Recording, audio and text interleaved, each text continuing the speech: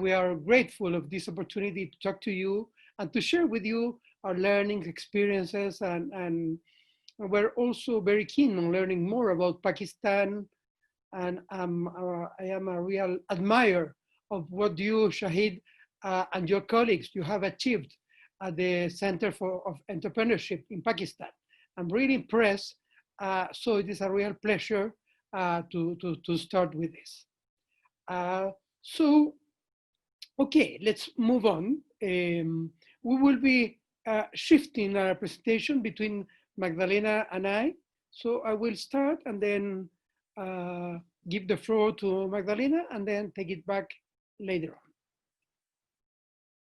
Okay, this is the title we have for the presentation, the Effectuation and Mindmaps. I would like to remind you that if you have any question, you may use perhaps the chat space to get some questions, so we can take them at the end. The chat box, and I will read it for you. Okay, later on. Excellent, fantastic, fantastic. That's great. Okay. So we have called it Effectuation and Mindmaps. We are very well aware that the great Sarah Sarasvati, our mutual friend with Shahid, has been there in Pakistan speaking about effectuation before. So we are trying to take advantage of that previous knowledge to try to give a broad view around effectuation, innovation, and entrepreneurship in a historical perspective, taking advantage of Magdalena's deep knowledge of the subject, and then get back to some stories of entrepreneurs and reflect about how mind maps or mental models can be articulated with an effectual purpose and capability. So let's move on.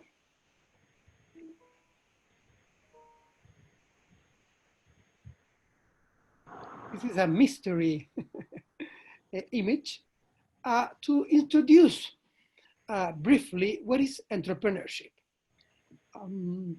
Saras goes on in a recent book that is being launched just today, in fact, in the US, arguing that we don't need to define very precisely entrepreneurship, that each researcher may want to propose his or her own definition. So this is the one we're using that is based in Herb Simon, Sarah's tutor. So what is entrepreneurship? From an entrepreneurial point of view, or from a historical perspective, let's say, we will call entrepreneurship designing new ventures to refashion environments and lives. But as we're speaking on a historical perspective, or from a historical perspective, on a societal scale. This is the concept of entrepreneurship we will be using. Designing new venture. There's an organization, maybe commercial or no profit, it could be also, to change the environment and our own lives and the lives of other people as well. So who are entrepreneurs?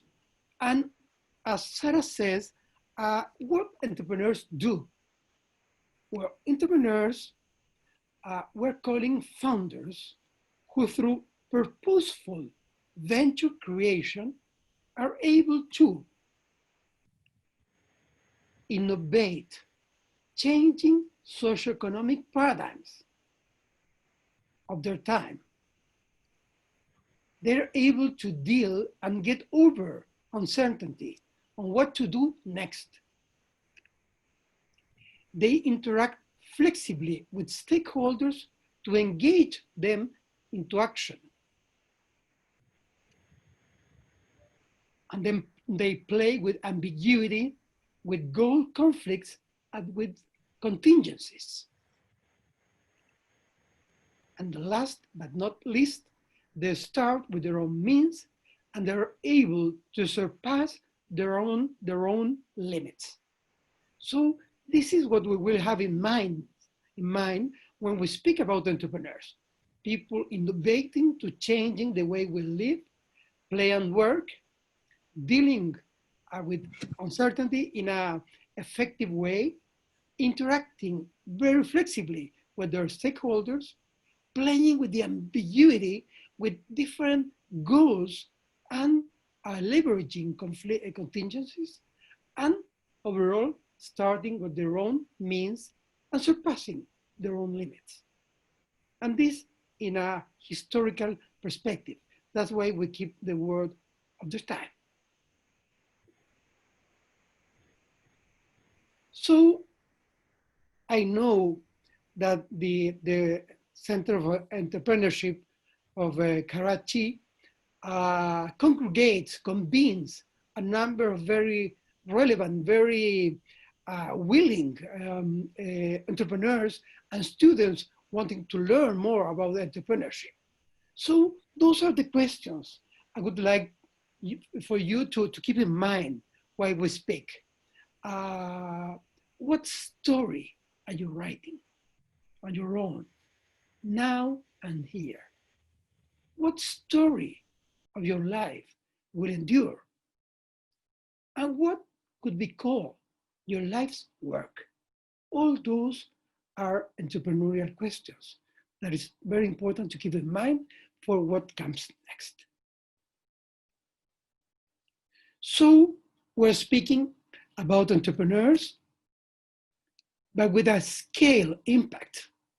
It's not just one day after the other. You may be living a life one day after the other one, but the impact of what you are doing, of what you are achieving, will have transcendence, will transcend over time. So let's take now a step back and reflect on how we have gone through scale impact in our human history. And I will pass in 1 minute to Magdalena to present the different ways how impact is achieved, has been achieved in life. Magdalena, all yours. Thank you, Gonzalo. Thank you to the center for this lovely invitation. First of all, I want to start with your question. What story have brought our species, our Homo sapiens? What story we have brought? And that story, it's always depends on the history context. We have to know that. So I'm going to talk about a long view of history since the Homo sapiens is in the earth to understand the 4 revolutions. Which revolutions? The 4 revolutions that determine paradigms, that change paradigms, that put a mindset of entrepreneurship, because it's very important to understand the type of modus operandi of the venture. So let's go back and see a little bit about this 4 revolution and the entrepreneurship that it's in these heroes of history. The distortion sound. Okay. Now you listen to me better, because in the chat said that the voice is not clear. I don't know if I. Okay. Perfect. So the first revolution that is very important is cognitive revolution. The cognitive revolution, it means that in some part of the Homo sapiens, it changes their language.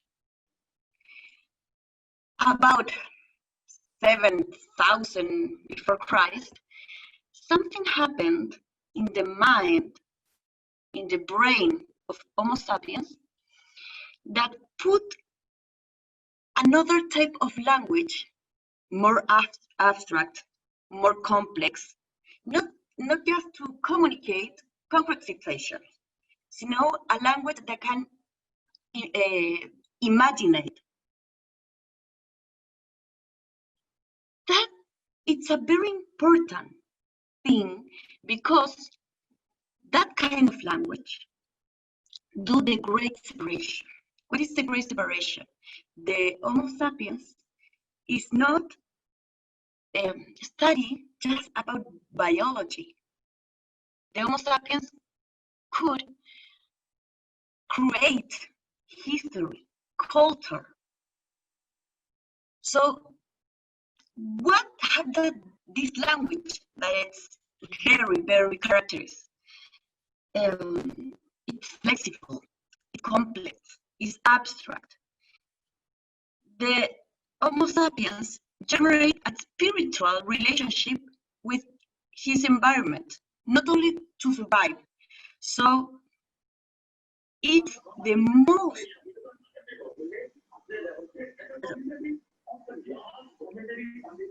someone is talking.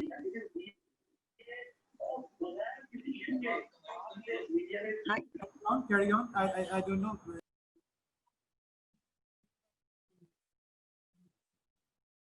No. Okay. So what's the idea? Is the most important theory that white Homo sapiens overpassed to the other kind of hominids.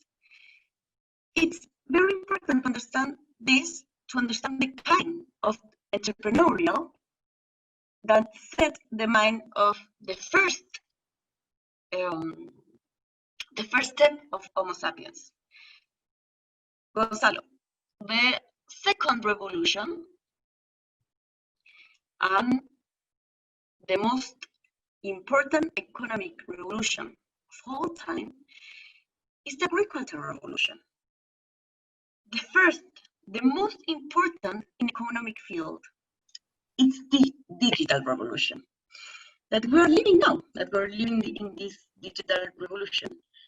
It's easier for entrepreneurs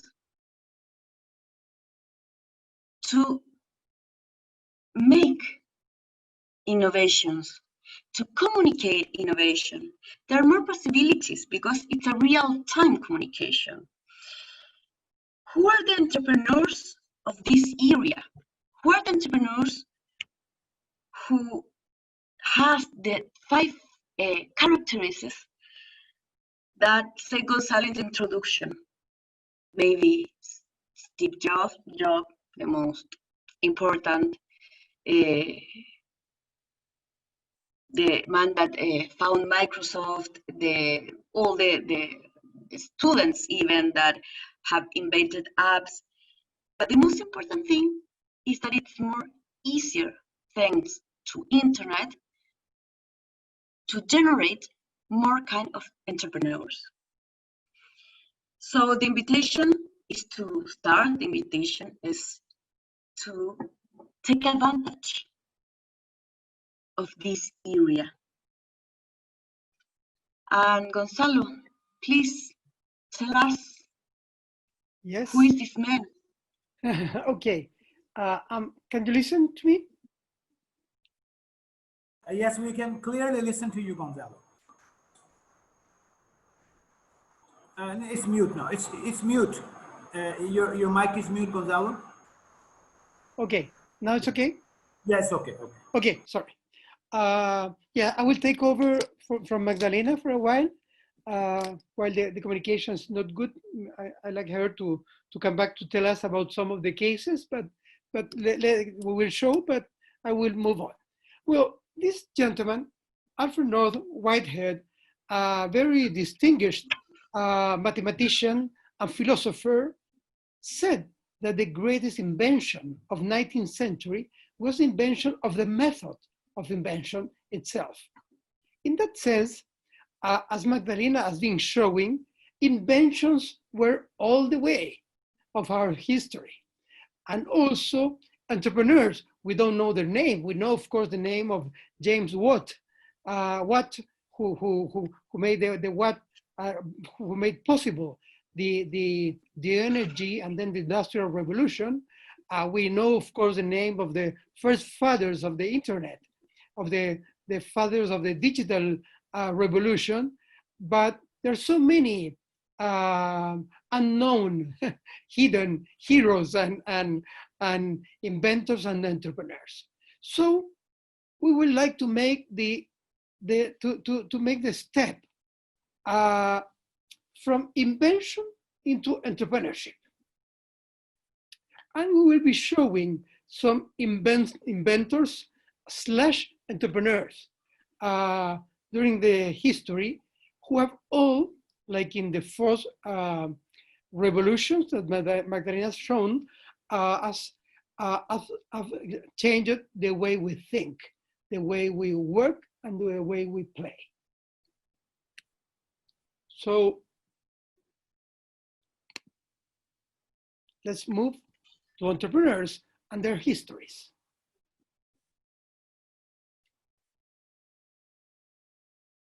I remind you of the questions we have to keep in mind in this speech, because those are the questions that we will be asking to the cases of the entrepreneurs we have brought to this talk.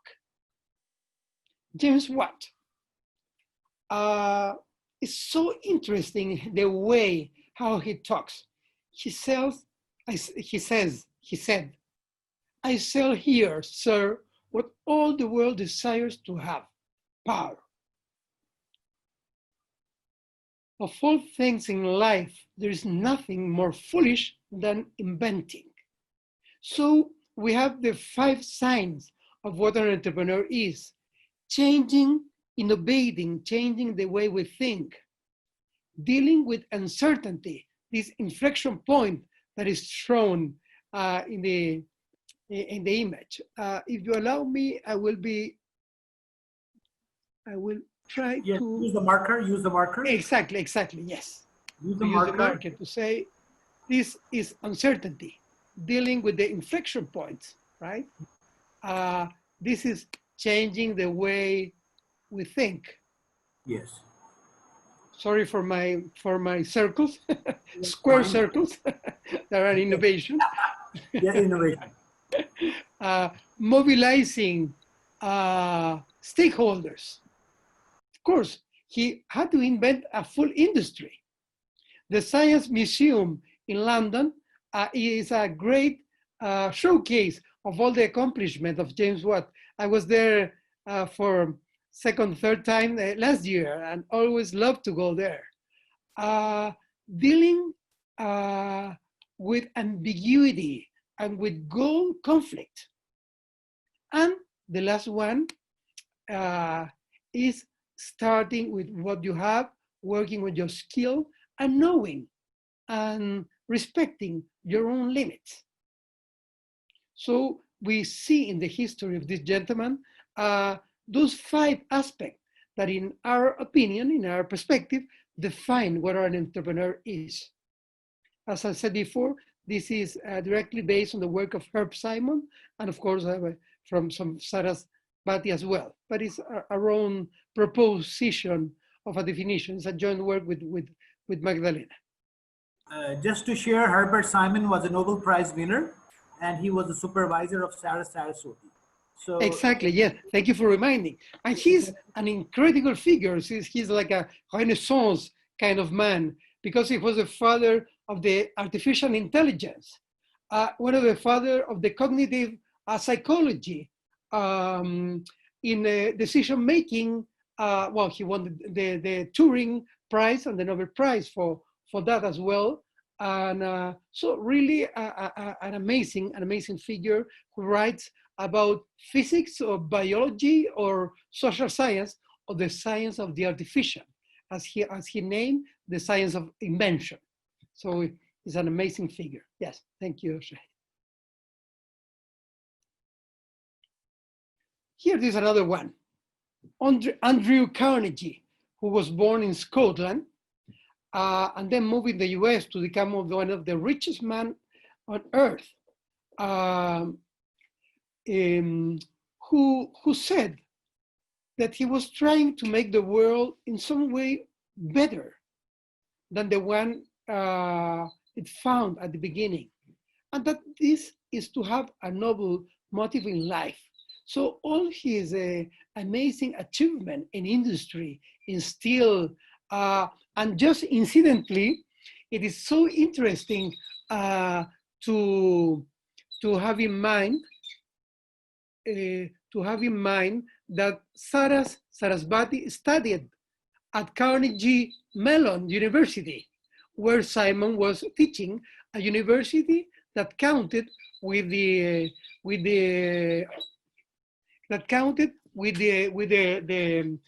award and all the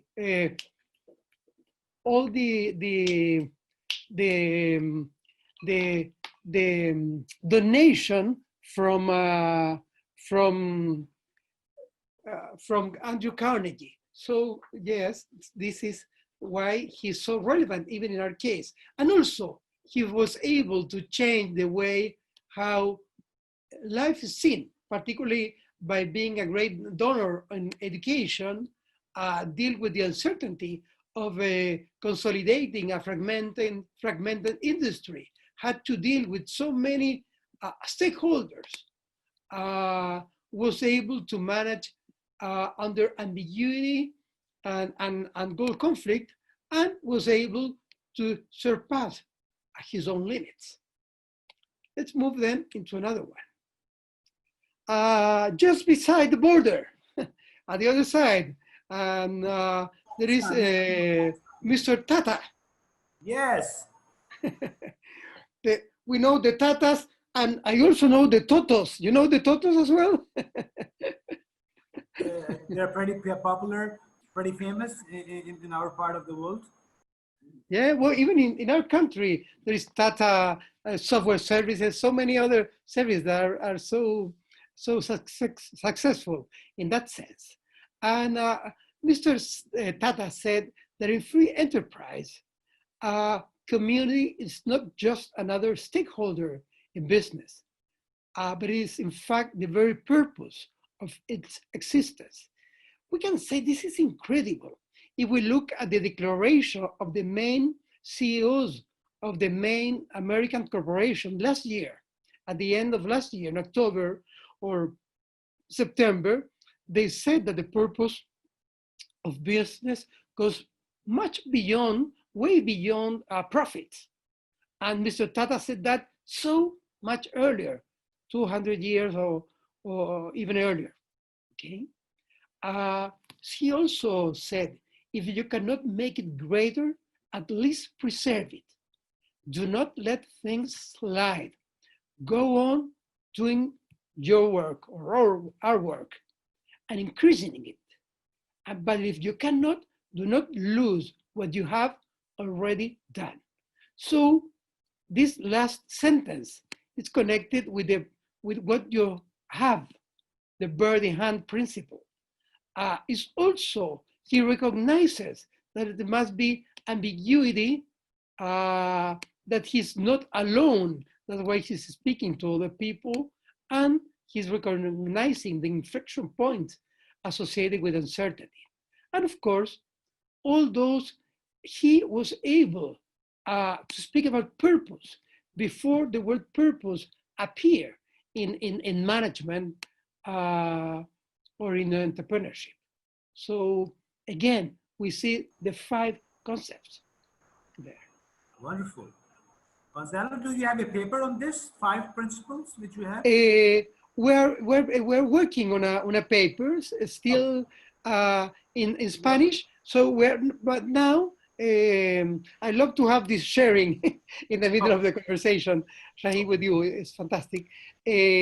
What we're doing, we're trying to bounce these ideas with different audiences and with different colleagues. So we would love to, I will send you the 5 principles with more detail to know your reaction and your colleagues, and perhaps we may think in one day in academic workshop or something like that with our colleagues, perhaps there or here to discuss more about this and learn together, okay? Thomas Alva Edison said there are no rules here. We're trying to accomplish something. So on what sense, he's speaking about other people as well and changing the way we work. Just because something doesn't do what you planned to do doesn't mean it is useless. This is a complete effectual concept, okay? Because the concept of exaptation that they call Nicholas Dew and Sarasvati, the point of using an object for another purpose is very effectual indeed. He also made a provocation in terms of saying, if we did all the things we're really capable of doing, we would literally astound ourselves. This again is the possibility of invention, innovation, and creation. Another one, many of life's failures are people who did not realize how close they were to success when they gave up. So I think all those concepts are ways of managing failure and achieving success, even when it is unlikely. And this is the magic about effectuation, that you can redefine success, so you can really escape from the doom or the of failure on the way how you work.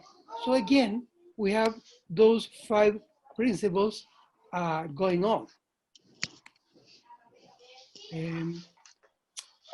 Just a word for Magdalena, who is there. Magdalena, I would suggest if you, perhaps you may try to connect with your cell phone. That may help you.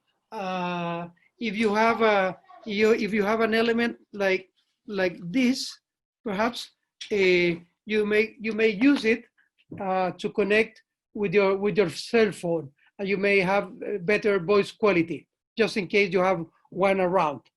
Okay. Okay.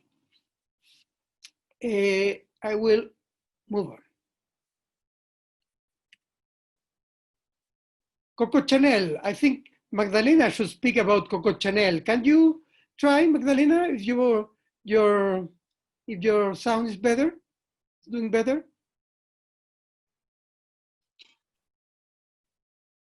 Here, you can hear me? Okay. Yes. Coco Chanel, it's yes. Please try. An entrepreneur that conquers old-fashioned look at the phrases elegancy when the inside is as beautiful as the outside. So it's great to have women in the first time of the 20th century has very good entrepreneur.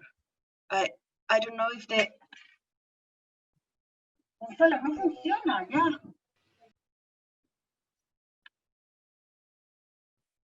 Hello? Or I have we can hear you, we can hear you, we can hear you. You can hear me? Yes, yes. Okay. You're talking about the Coco Channel, Fashion Fades. Is the fashion a great women entrepreneur. Gonzalo, this next slide. Are you there? Your voice. Oh. I can see, yes, a big entrepreneur. Oh. Very good examples of entrepreneurship. You know this? So congratulations. Oh. Across South America, amazing. Yeah, he's very famous, very respected for his work. So perhaps you can tell us more about him, Shahid. Yeah, I think Dr. Barry Khan is from Karachi, and he's one of the, he did an amazing job while he was a young doctor. He was studying in the school. He started collecting blood for people who couldn't afford. And then he became a heart surgeon. And one day an old person came, a poor person came to him with his daughter. The daughter was ill and having a heart problem. And he diagnosed, and he asked that person to come for an operation. And the next day he came that, please, can you give me some tablets so that I can give my daughter so that she can die? He said, why? What are you saying? He said, I cannot afford this operation. I don't have enough money. So can you help me and make her die? And then Dr. Bari was full of pain. And he said, oh, I need to do something for the poor of my people, of the country. And then he convinced some people, and he got an old building. And then eventually that became an interesting hospital, Indus Hospital. This is one of the unique hospitals in the world which offers medical facility free of charge to anyone. Great. So Dr. Bari says 95% of my country, the people, they cannot afford high quality medical facility. So, and he has got such a credibility that the people from all over the world are giving him charities and helping him. He's making a big hospital. It's a paperless hospital. And he himself lives a very simple life. He could have made a lot of money, but this is a very interesting story from Pakistan. And he has opened many hospitals in the country, and he's planning to go to Africa and other countries as well. And I will send your message to him that Chile is waiting for you. Thank you. Well, as you say, here we have how he changed the way we think. Poor people cannot have quality health. Challenge that and change the way. I can imagine all the uncertainty he had to deal and get over on the way to build this. How he required to assistance from other people, donors or other people. How perhaps different people wanted different goals, perhaps to make money at the hospital, but he was able to maintain his line and at the same time go beyond what a person alone can do. So we see all the 5 elements of a good entrepreneur, of scale impact. Remember, we're speaking about entrepreneurs of our time on that sense. There's one we're missing here with Magdalena, Muhammad Yunus, that was in our thoughts. We really, he escaped from our mind to put it here, but he really deserves to be here with the bank, with the Grameen Bank, the bank for the poor, who has done more or less the same that Dr. Abdul Bari Khan on the financial services system. And I would like to leave to Magdalena to say the last one, because I know she's a favorite of hers. And again, it's close to your home, right? You have done a lot of research about our country. Great. Right. Well, it's been Yes, a we are pleasure. fanatic of Asia and Middle East. But, well, for me, it's one of the greatest women nowadays. Activist female education and the youngest Nobel Prize. So, why we have to learn a lot from Malala. And actually, in my courses, my students have to read her and analyze to know the importance of the female battle that she has been struggling. So I think she's an amazing girl. I don't know if you want to tell us that you maybe know better, Malala, some lessons to Chile. I'm sure there are great lessons from Malala. That's anyone. Do you know, Shahid? Do you know a little bit more about Malala? You can tell us. Can you tell us more? This is a young lady. We survived. She was working on child education and she was writing a diary in the mountain areas of Pakistan in Sawat. And she's a symbol of child education, woman education. She is a symbol of the role of women in developing society, in developing a society. So I think she's a role model for our young kids, that how important education is and how important social services. So she is raising money and spending and helping schools to be built. And I think she brought a good fame to Pakistan and she got the Nobel Prize. So it's in a way, it made us known in a good way across the world. And I think we're looking forward that it's great to see and hear that you are aware of some things, good things happening in Pakistan, and that brings together and countries together. Thank you. Thank you so much. Well, yeah, again, we can see that Malala in some way challenged the way how female education was perceived in some places, right?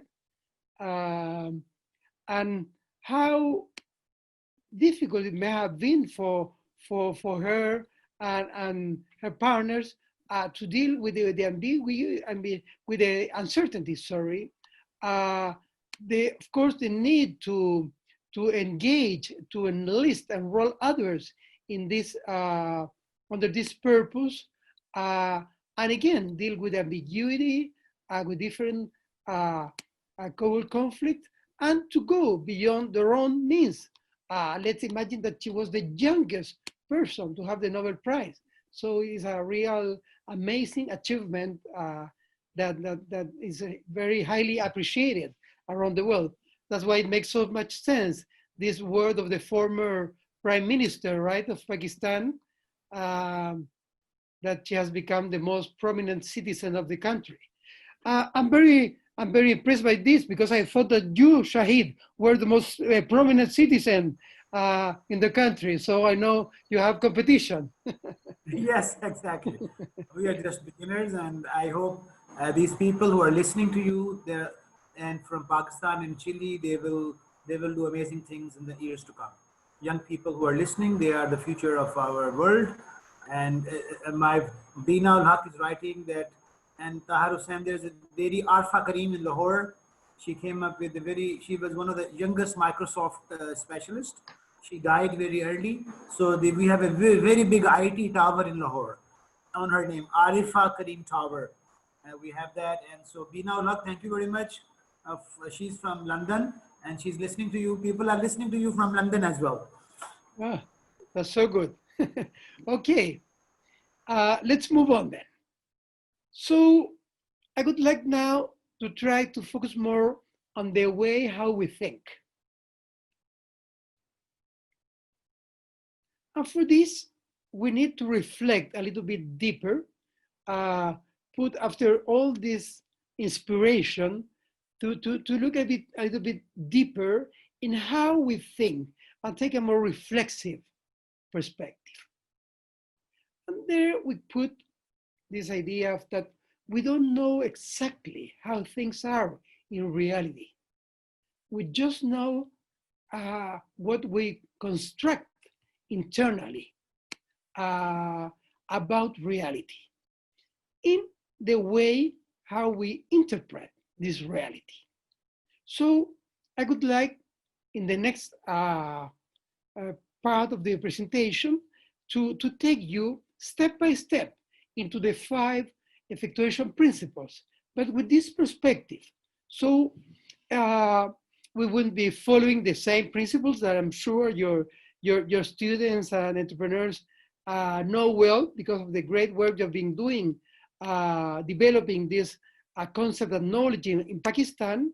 You and one of your wives that I met in Berlin, of course. I know the work you're doing, but I would like to refresh or rephrase perhaps, or at least reflect, let's say, about the 5 principles from the point of view of the interpretation of reality. So let's move on.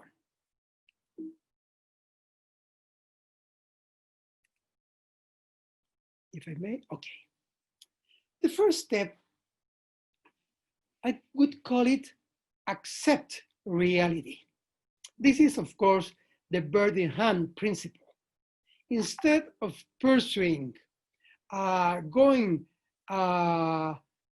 behind an ideal goal, it is better in that sense, or it's more practical with an entrepreneurial mindset to accept reality and to accept reality. And there are some action questions that I have put here with Magdalena in terms of asking, who are you? Where are you? Normally in effectuation, we speak of who are you, whom do you know, and what do you have? But I also think, particularly reflecting about the experience of this amazing entrepreneurship you're developing in Pakistan. Correct me if I'm wrong, but I understand that you're able to start entrepreneurship with $10, with $15 or $50, and even with less than that. Shahid, am I right? Exactly. So money, it can be as less as $5, $10. It's yes. But this you were able, I assume, to discover a new principle, I would say, and I would call it, or part of the first principle, in fact, to be correct, where you are. If you're in Pakistan, if you're in Chile, you are in a place that the ethos of the people belonging to the area, the characteristic of the region have many things to say. So of course the development of effectuation came out of the US. Even it was an Indian lady, an Indian professor, Saras, who developed that. That was more or less context free up to some point. But I think the where, the location is so relevant. And if we take Simon and also Saras, they speak about locality, to be local, and contingency. And locality has a lot to do with where you are. So I think that's so relevant.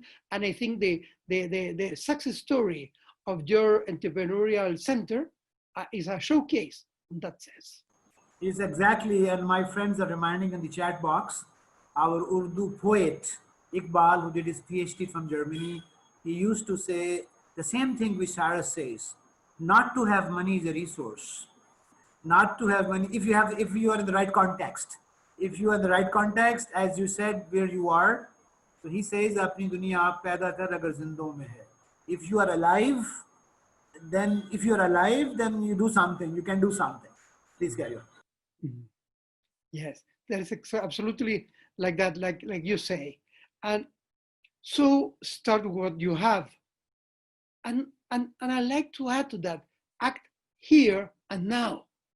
We can now start whatever we want, according with the next principle that we will be discussing, of course. So we can create the new from the existing.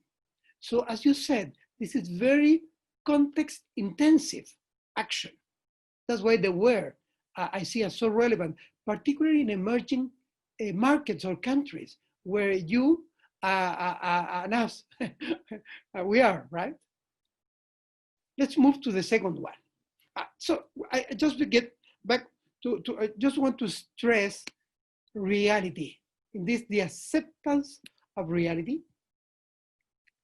Now is the side where you are really, again, prepared to lose. So of course, this is the concept of affordable loss instead of the expected return that we learn normally in the economic classes. So what are the action questions?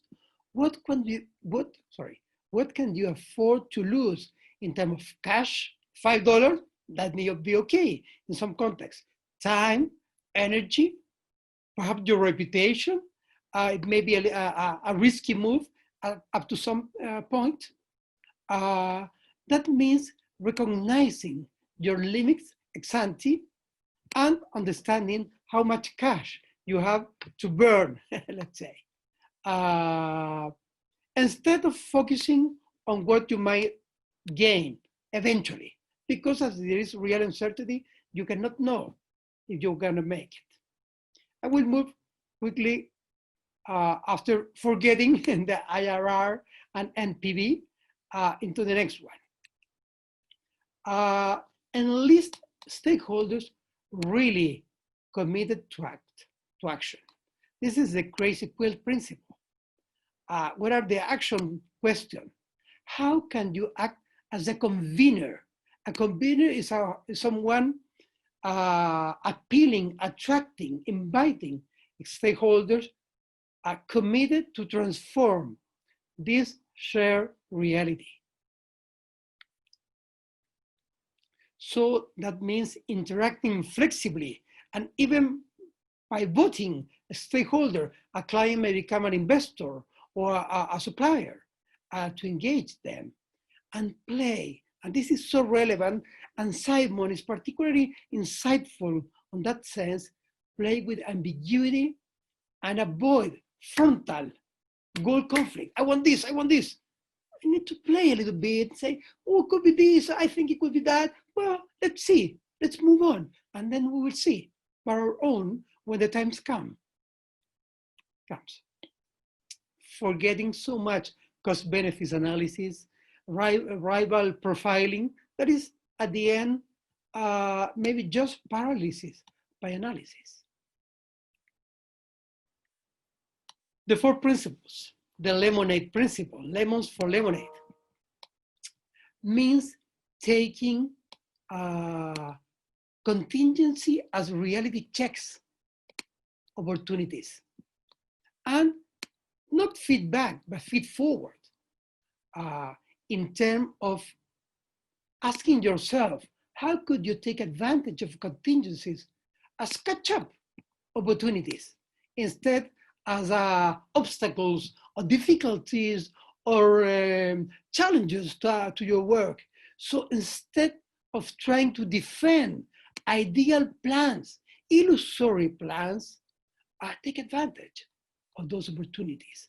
In that sense, contingencies are ways of accommodating your perceptions to what Simon calls inadequacies in data. In that sense, contingencies upgrade your time and attention limit. We have so many limitations in that sense. So let's accept and take the new means, resources, and opportunities that contingencies bring. Let's make lemonade with the lemons.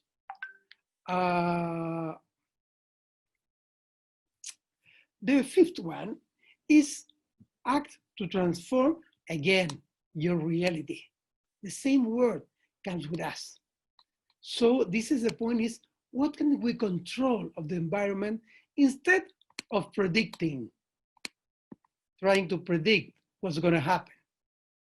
So the question, the action question here is, think a little bit, how could you transform your own reality in your favor? And this is exactly what you have done with those startups with almost no money or with just very limited amount of money. So let's avoid the trap of taking the context as a given or the future as predictable. And let's concentrate and trust in the human capacity as the engine to transform the world and create opportunities. Forgetting just riding the techie wave, the social wave, or the economic trend. We can do much more than just riding the wave, the waves. We can transform the world. You and us, we're transforming the world in this conversation. We have touching so many lives. So who says? It's just people here and there. We're really much more connected than what we think, and we should take advantage of that.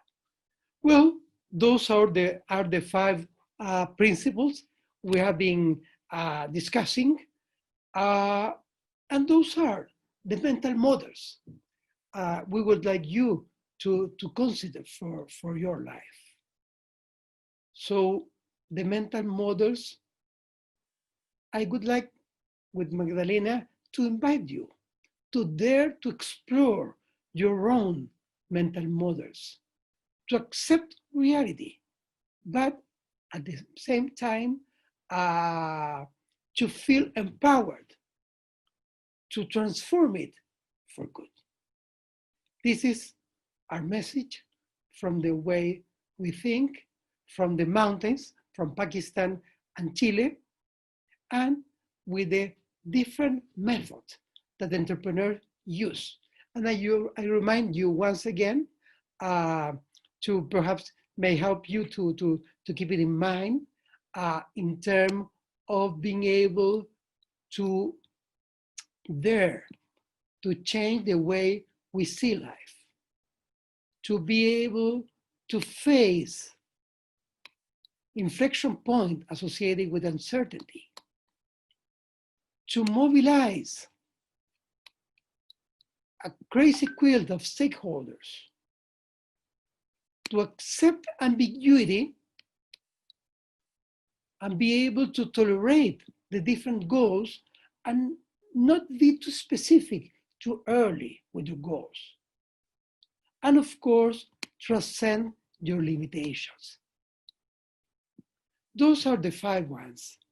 And in some way, you, Shahid, Magdalena, all the friends that are with us today, students and colleagues, we're all writing again our history. So we may change the way we think.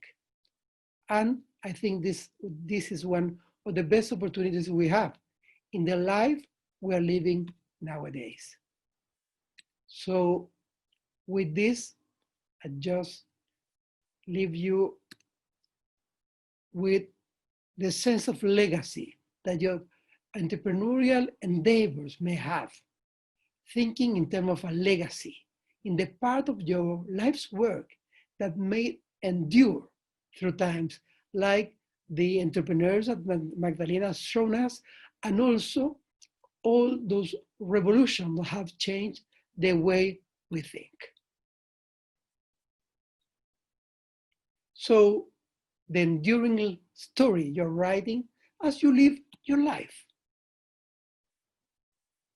And I put again the legacy questions. What sort of life are we living? Right? Sorry. So I thank you so much for this opportunity. I remain open with Magdalena to all the questions and commentary you may have. Thank you so much.